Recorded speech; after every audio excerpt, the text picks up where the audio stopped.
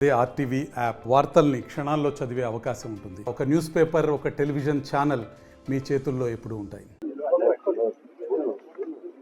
అందరికీ నమస్కారం అండి.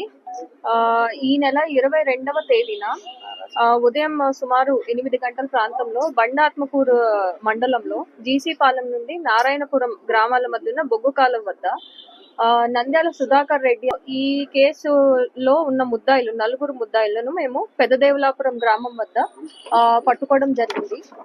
ఈ కేసు వివరాలు ఇలా ఉన్నాయి. నేరస్తులు 4 పేర్లు గుర్రాల రామస్వామి, గుర్రాల శివన్న, గుర్రాల తిరుపాలు, గుర్రాల లక్ష్మణ. వీళ్ళు 4 తండ్రి కొడుకులు. వీళ్ళకి ఈ హత్య ఎందుకు చేయబడిందంటే 2015వ సంవత్సరం నుంచి వీళ్ళకి ఒక 6 సెంట్ల భూమి గురించి వీళ్ళకి వివాదం అనేది నడుస్తూ ఉంది. ఈ వివాదం గురించి సుధాకర్ రెడ్డి ఎవరైతే హత్యకు గురి కాబడ్డాడో అతను సివిల్ కోర్టును ఆశ్రయించడమైనది. ఆశ్రయించినప్పుడు సివిల్ కోర్ట్ అనేది సుధాకర్ రెడ్డికి ఫేవర్ గానే జడ్జ్మెంట్ అనేది ఇచ్చింది. ఆ తర్వాత కోర్టు వాళ్ళని అండ్ ప్రభుత్వ అధికారుల సమక్షంలోనే సుధాకర్ రెడ్డి ఈ 6 సెంట్ల భూమిని కూడా తన పొజిషన్ లోకి తెచ్చుకున్నారు.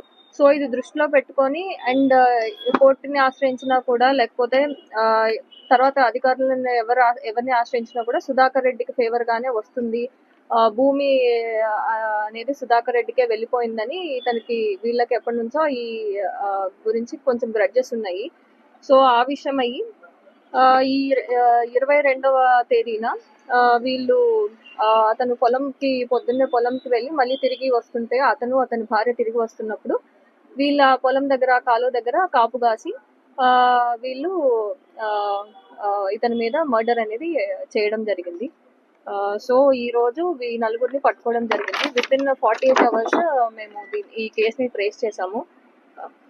ఈ కేసులో సిఐ శ్రీనివాస్ రెడ్డి గారు అండ్ ఎస్ఐ జగన్మోహన్ గారు and team members and IT core team members అలాగే మా కానిస్టేబుల్స్ అందరూ కూడా చాలా ఎఫర్ట్ పెట్టి ఛేదించారు.